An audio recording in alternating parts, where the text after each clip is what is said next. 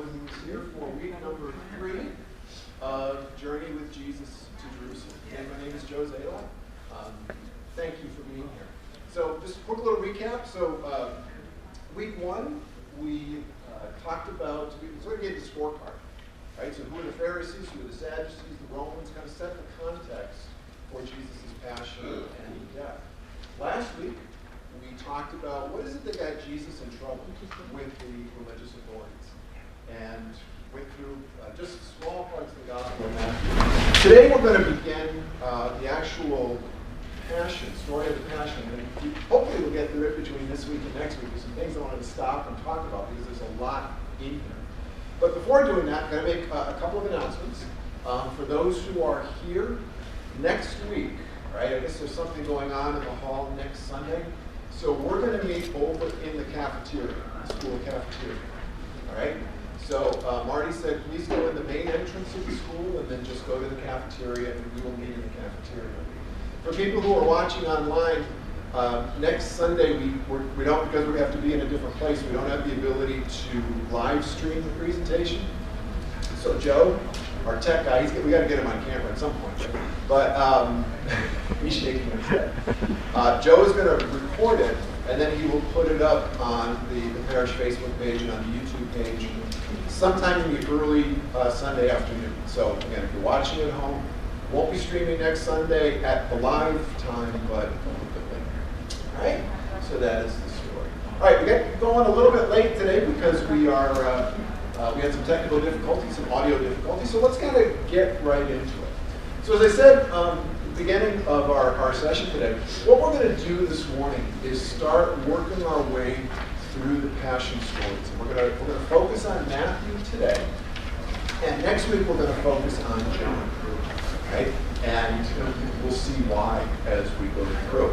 But one of the reasons, as I said last week, one of the reasons I like to focus on the Gospel of Matthew is because the Gospel was written for a Christian community that used to be Jewish. Right? It was formerly Jewish, it became Christian.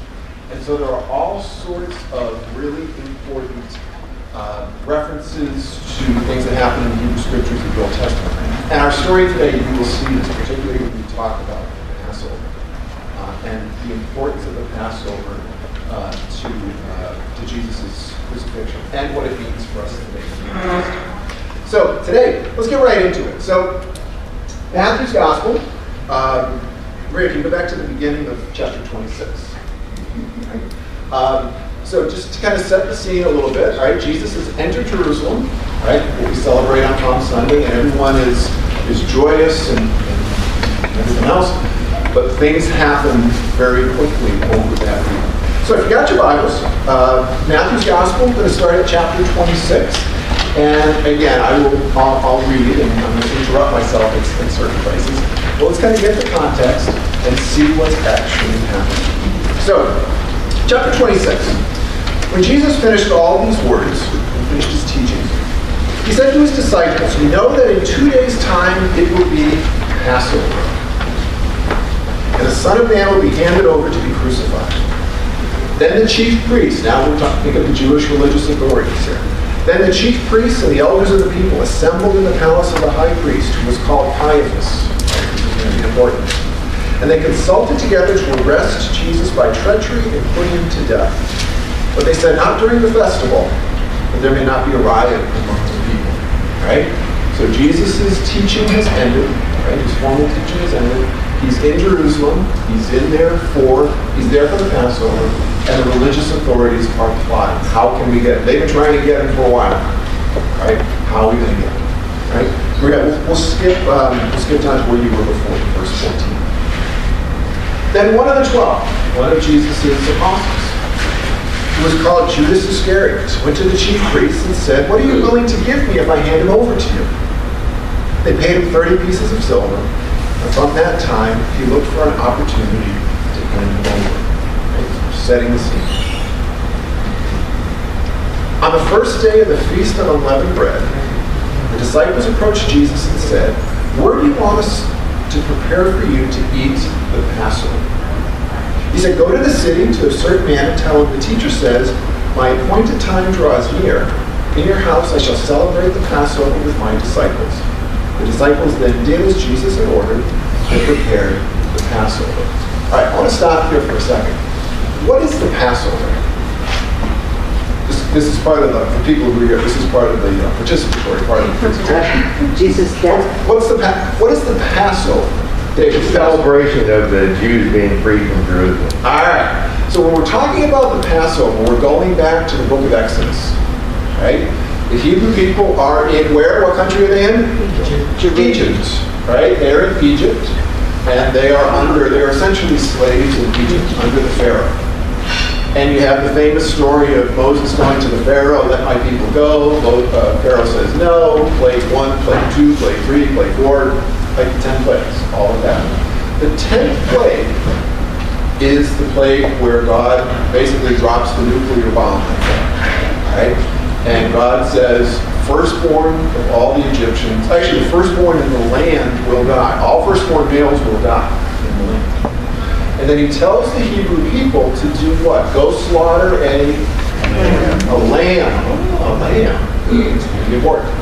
Go slaughter a lamb, eat the flesh of the lamb, and then do what with its blood? Put it on the door. Right? Smear it on the door, on the mantle of the door, or wherever it is.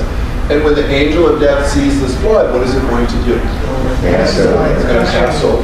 Right? It's going to pass over that family, and so the firstborn will not die. Right? This is really, really, really important for Jesus' story of Jesus' passion and his crucifixion, particularly what we're going to get into in a few minutes here. And again, the Jewish audience would know this. Right? This here we hear it today, and it kind of goes in one ear and out the other sometimes. Right? But for a Jewish audience, they're understanding the symbolism of what's going on. Right? So this is the Passover. Jesus and his disciples are in Jerusalem, and the Passover is here, and they're celebrating the Passover. Right?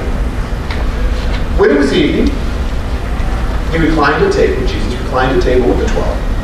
And while they were eating, he said, Amen, I say to you, one of you will betray me. Deeply distressed at this, they began to say to him one after another, surely it is not I, Lord. He said in reply, he who has dipped his hand into the dish with me is the one who will betray me. The Son of Man indeed goes, as it is written of him. But woe to that man by whom the Son of Man is betrayed. It would be better for that man if he had never been born. Then Judas, his betrayer, said in reply, surely it is not I, Rabbi. And he answered, you have said so. Right? So Judas has now left the dinner. Right? He's going to the religious authorities to do what he did. Right? Then something really, really, really important happens. Right? And again, in the Passion stories, we tend to miss it. We tend to kind of gloss over it. Right? But something essential for our Catholic faith happens here at this dinner.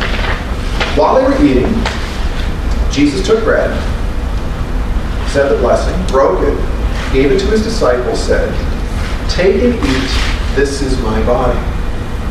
Then he took the cup, gave thanks, gave it to them, saying, drink from it, all of you, for this is the blood of the covenant, which will be shed on behalf of many for the forgiveness of sins.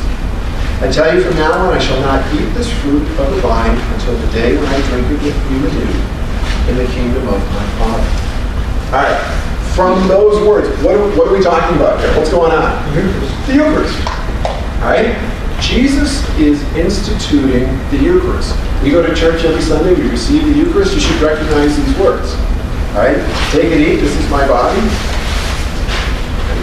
Take and drink from this cup. Right? What Jesus does here is he institutes the Eucharist. Right? His body and his blood. For us Catholics, right? Jesus' true body, his true blood. Right? His true flesh, his true blood. And it's not by accident that it happens what happens now, the day before he gave his life for us. Right? But he does it in the Passover, and there's a reason for that. Right? Going back to the Passover story, what does the blood of the lamb do? Save the children. Exactly. All right. What the blood does is it saves the people. It saves the firstborn from death.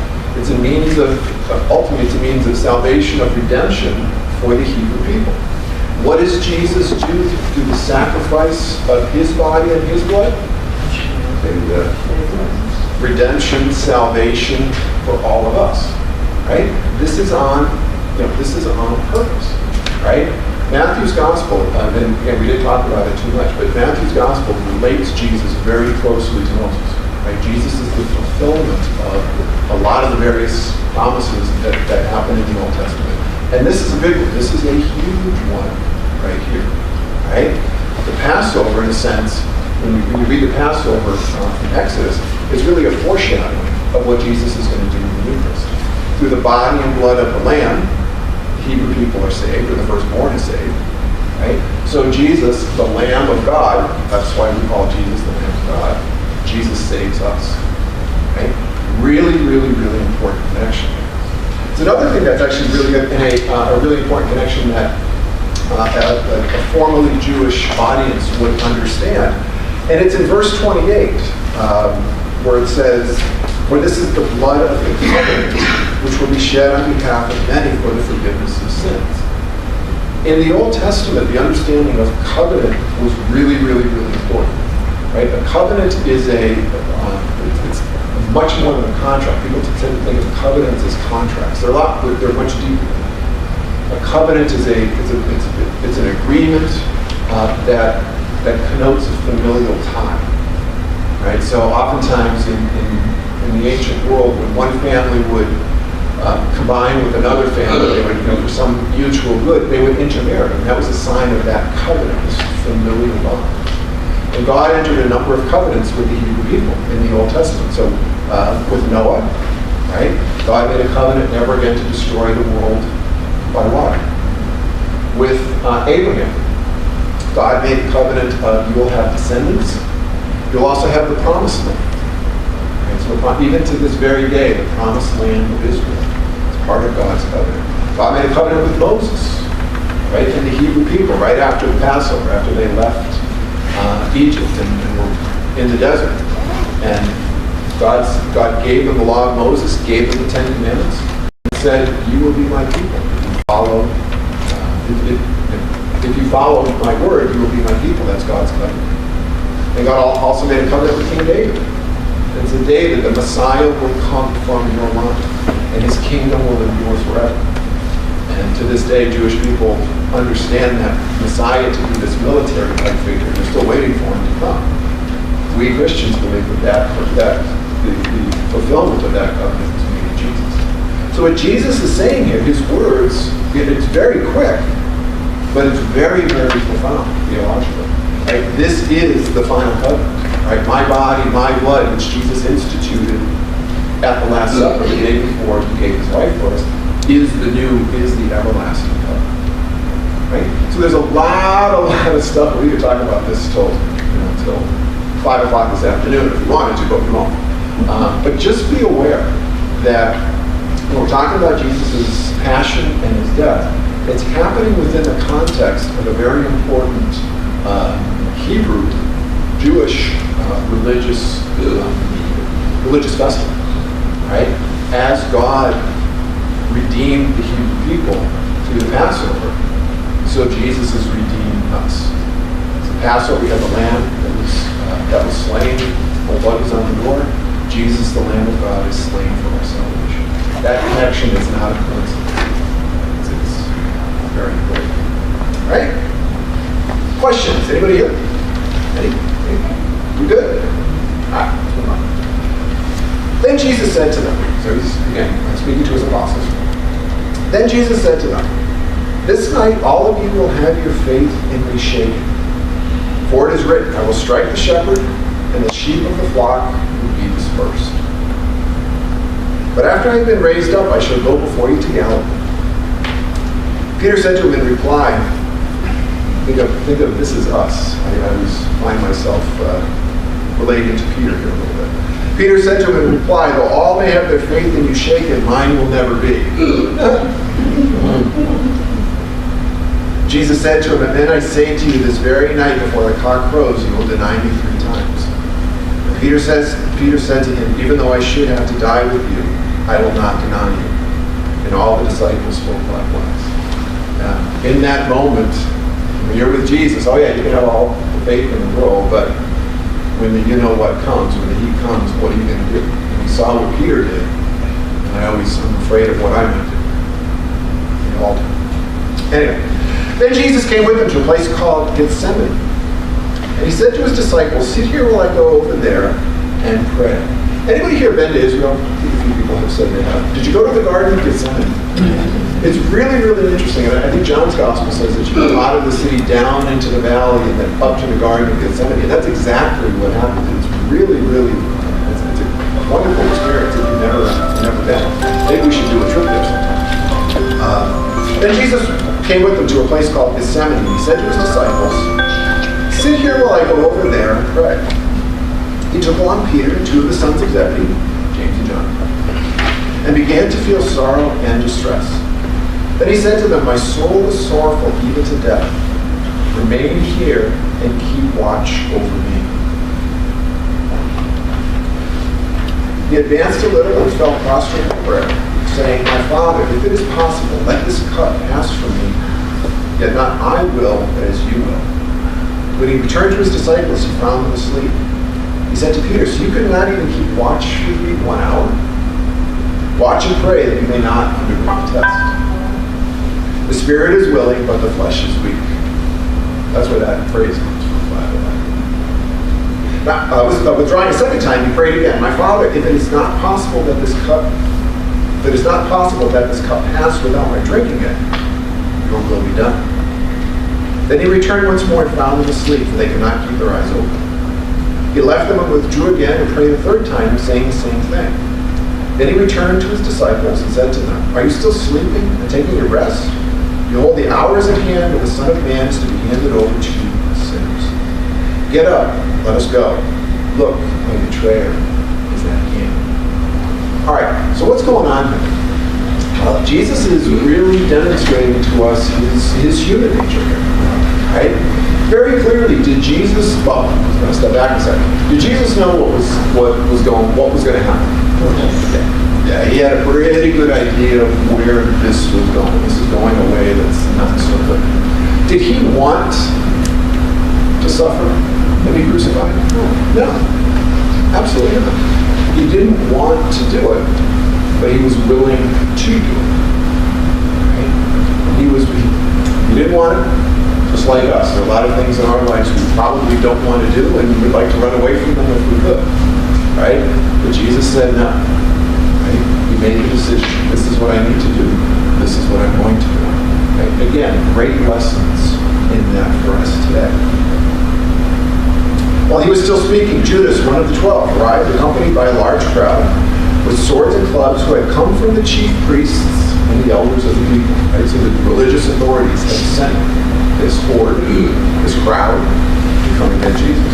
His betrayer had arranged a sign with them saying, the man I shall kiss is the one. Arrest him. I've always been a little confused about that, because everybody knew who Jesus was. Like, did Judas really need to kiss him?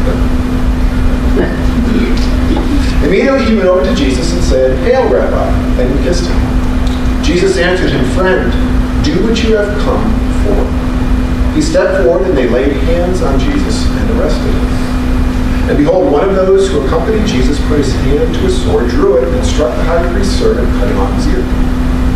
Then Jesus said to him, Put your sword back into its sheath, for all who take the sword will perish by the sword. Do you not think that I cannot call upon my Father, and he will not provide me at this moment with more than 12 legions of angels? But then how will the scriptures be fulfilled, which say that it must come to pass in this way?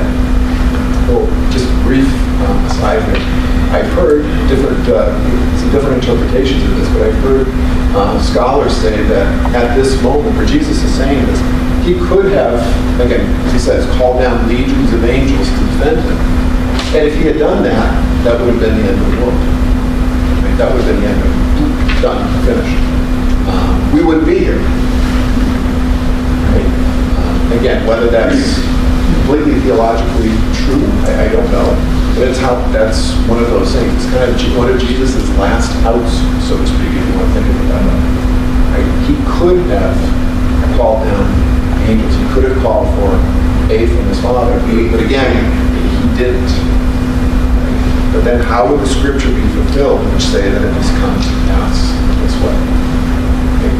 So again, showing the authors, the editors of Matthew, showing us what Jesus knew what he was doing, and Jesus really chose to do what he did for our salvation. At that hour, Jesus said to the crowds, "Have you come out against a robber with swords and clubs to seize me? Day after day I sat teaching in the temple area, yet you did not arrest me. But all this has come to pass that the writings of the prophets will be fulfilled." Then all the disciples left him and fled. Oh, when the heat's on, what happens? What happens? They run away. They run away. And again, great lesson for us. I mean, we can all say, we have our faith in Jesus is very strong. Yes, Jesus, I'll be with you. When the heat comes down, what are we going to do? Well, look what his disciples did. And great lessons for us here. All right, so Jesus is now under arrest. Where do they take him? Where do they take him? To the Sanhedrin. Oh my goodness, this is why week 1 was so important. Did you watch week 1? I read the notes. That's okay. Okay, good. From week 1, what is the Sanhedrin? Religious court. The Jewish religious court. Exactly. Right? So remember, the Romans are politically in charge. Right? And the Romans are their courts, if you want to call them. They would adjudicate any violations of Roman law. Did the Romans really care about Jewish religious practices?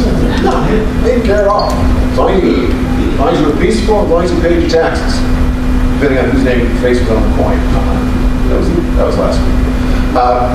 As long as you were peaceful and as long as you paid your taxes, Romans, what you believe, we're not really going to bother you at all.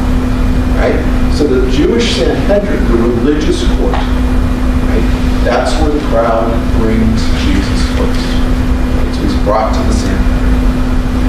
Right? Jesus before the Sanhedrin. Those who had arrested Jesus led him away to Caiaphas, the high priest. Right? So Caiaphas is a member of the Sanhedrin, obviously a very high-ranking member of the community, likely a Sadducee. Likely a Sadducee. Led him away to Caiaphas, the high priest, where the scribes and the elders were assembled. Peter was following him at a distance as far as the high priest's courtyard, and going inside, he sat down with the servants to see the outcome.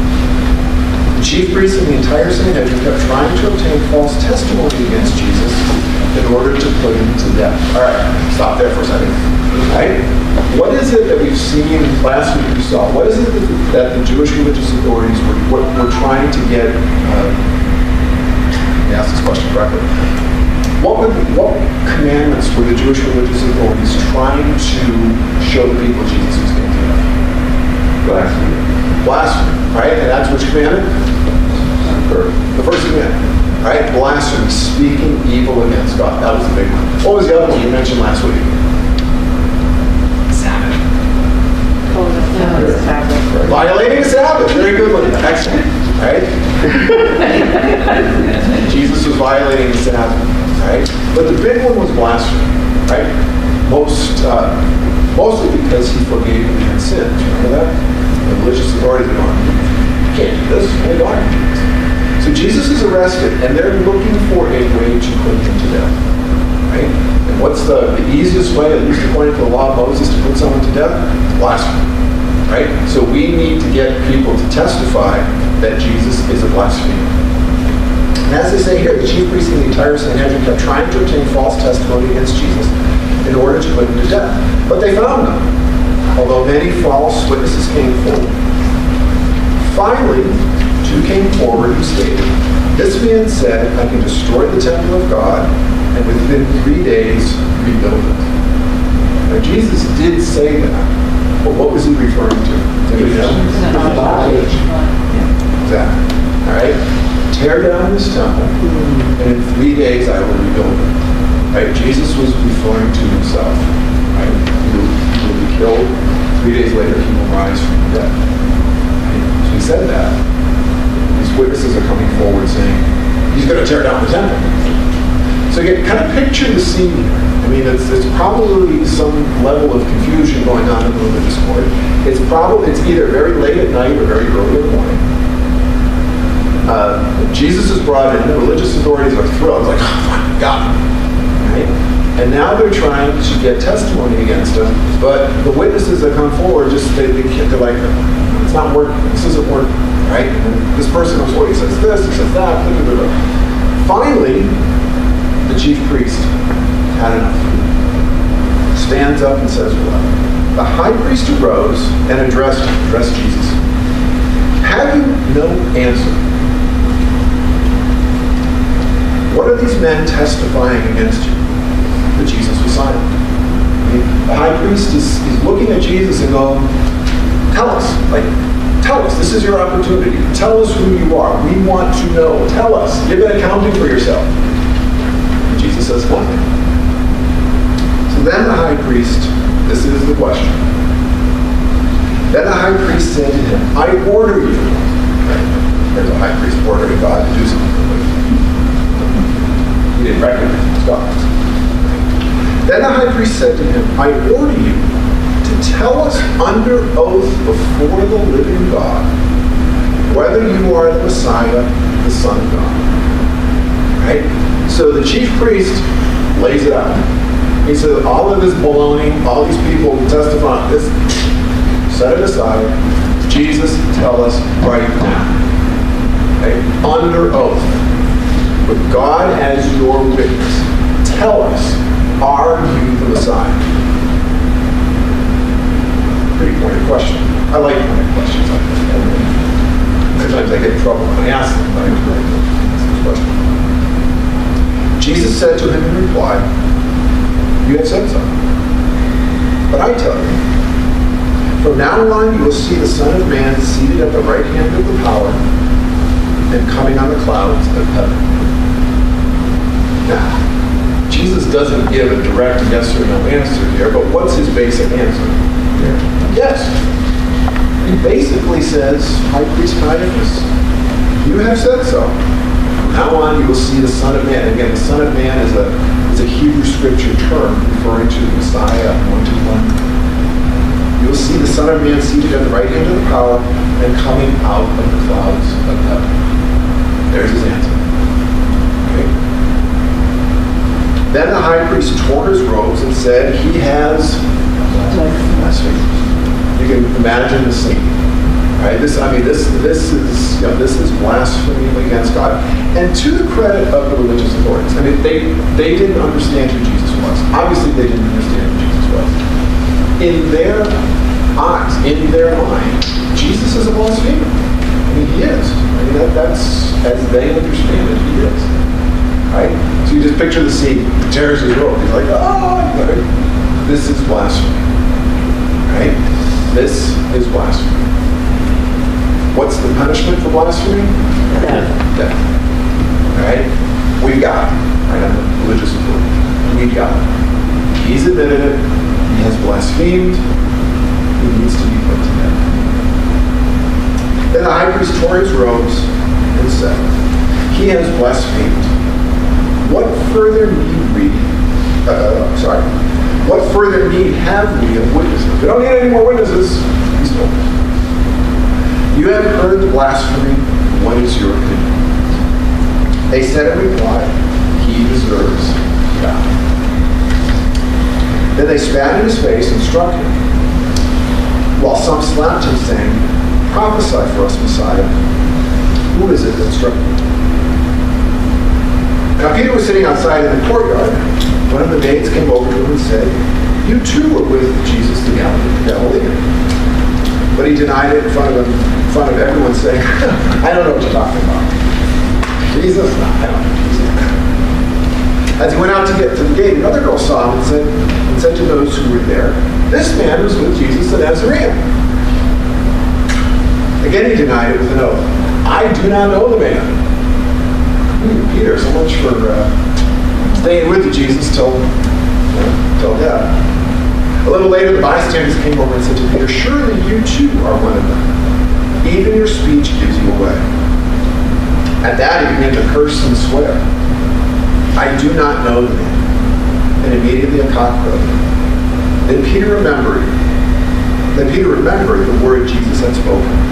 Before the cock crows, you will deny me 3 times. And he went out and began to weep. Okay? So we're going to stop there. Okay? So it's going to set the scene once again for next time we'll pick up. All right? Celebrating the Passover. Celebrating God saving the Hebrew people from slavery in Egypt.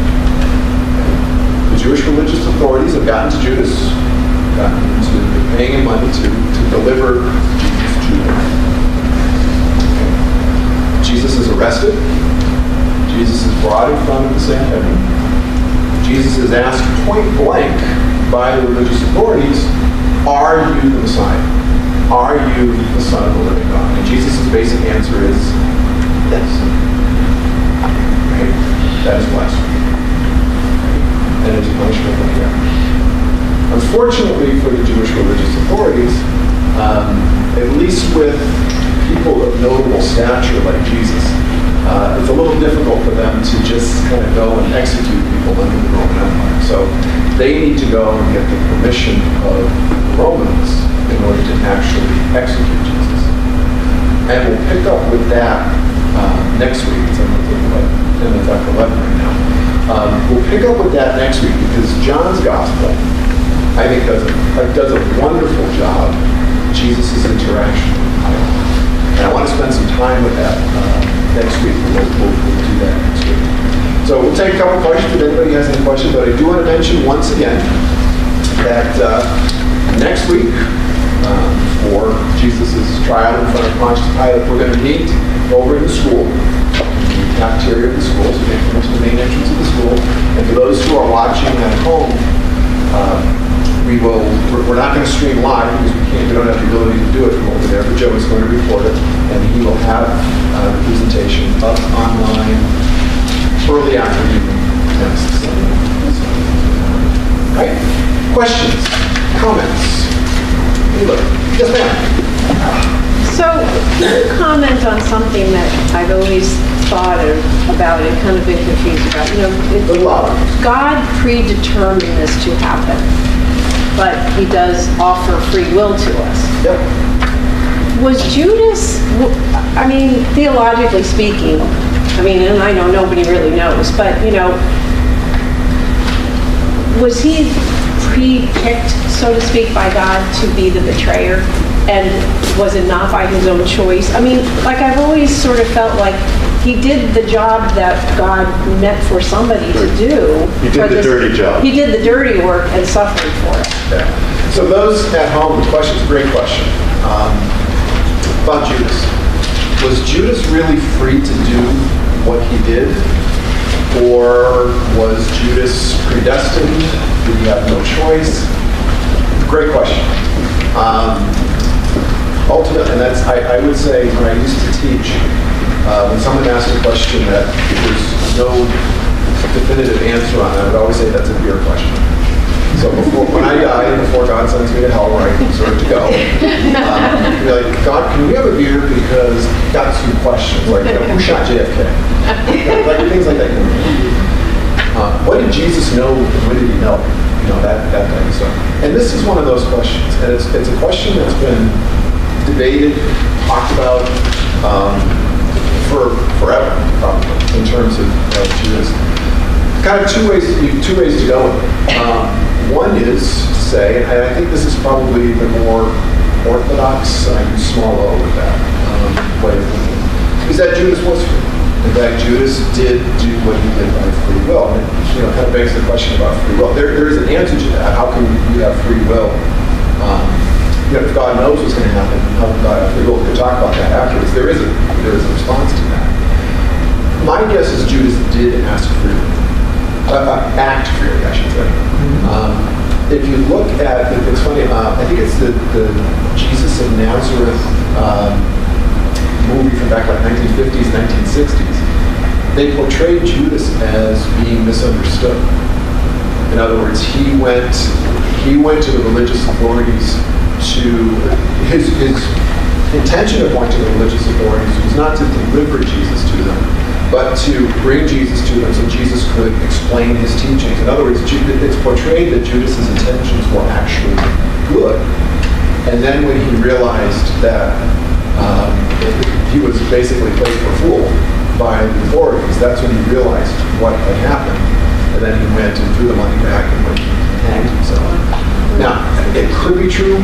I don't know. I mean, none of us, I guess we don't really know for sure. Certainly the Gospels do portray Judas in a negative way. So I would tend to think that he did act freely. It's probably with some level of maliciousness. We don't know for sure. But a couple of hands. What about the Gospel according to Judas? I mean, that gives a different... I'm not aware of the Gospel. I don't know anything about the Gospel according to Judas, but there are a lot of texts. That would be one of those texts that did not make it into the canon. Yes. So... Well, we all have free will. Judas had free will. Mm-hmm. He made a decision. Christ, throughout the whole process with his disciples, tried to steer Judas in that direction. At the end of the day, Judas made his decision to go to the dark side. One of the comments here was that Judas made his decision. It's pretty clear.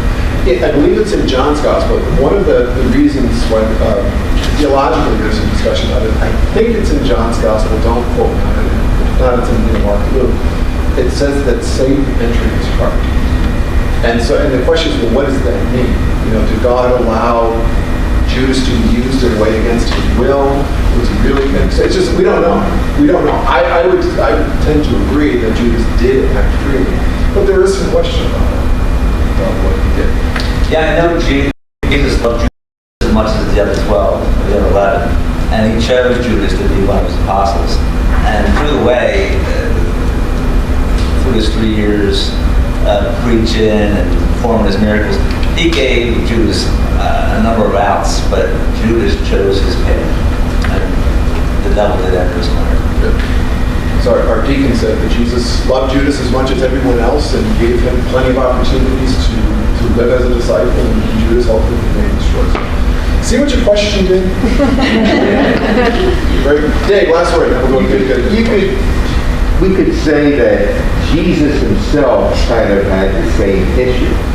I've been at the Garden of Gethsemane, and I think that Jesus' biggest temptation was when he was looking at the city of Jerusalem, which is the other side of the thing. I'm going to go through all this, and all these people, it's not going to help. And so Jesus, he could have backed out at that point, and he had the temptations to back out. But he decided to go through it as a human being, not as God. He wasn't predestined that he didn't have a choice. He did have a choice. Yeah. So Dave makes a really good point. He kind of juxtaposes Jesus in the Garden of Gethsemane with Judas, and said just as Judas had a choice to do what he did, and Judas chose to do what he did. When Jesus was in the Garden of Gethsemane, he didn't want to die. And as Dave said, he was looking across the valley to Jerusalem, and he saw what was there, and he made the choice. It was his free choice to go through with his passion and his death. So whereas Judas made one choice, Jesus made a different choice. Yeah, but there is another one that will say, just so when Jesus died on the cross, his last words said, Father, forgive them, for do they not know what they do? Wouldn't that be Judas' part of that? Great question. So comment here was one of Jesus' final words on the cross were, Father, forgive them, for they know not what they do. Again, a lot of discussion about that. Exactly. So that would be, in my opinion, Judas would be in that forgiving part. I think when Jesus is forgiving people, when he says they know not what they do, I always interpret those words to mean not that they weren't acting freely, but they didn't understand the consequences of what they were doing. The same as Judas, like Well, they could explained. be. It could be. So very similarly, and I'll just give an example of this. I know a number of people here do this as well, will go and stand and pray in front of an abortion center, right? And we could say, God, forgive them for they know not what they do. They're freely going into terminal pregnancy, but they don't have a full, I hope, that they don't have a full understanding of the severity of what they're doing. And I think that's what Jesus is talking about. I mean, the Roman soldiers, the Jewish religious authorities, even his apostles. Exactly. He was saying, forgive them, Father. He forgave them. But I don't think they know not what they do is because they didn't freely choose to do what they did. I mean, obviously the Roman soldiers did. Obviously the Jewish religious authorities did. They just didn't recognize, as we don't. I mean, I freely choose things to do things that I shouldn't do, not recognizing the gravity of that. And I think that's what Jesus is talking about. Nice. Excellent. Anything else? If not, I want to just mention once again, for us, meeting in the cafeteria next week, for those who are watching on YouTube or Facebook. The presentation will be a little bit delayed next week.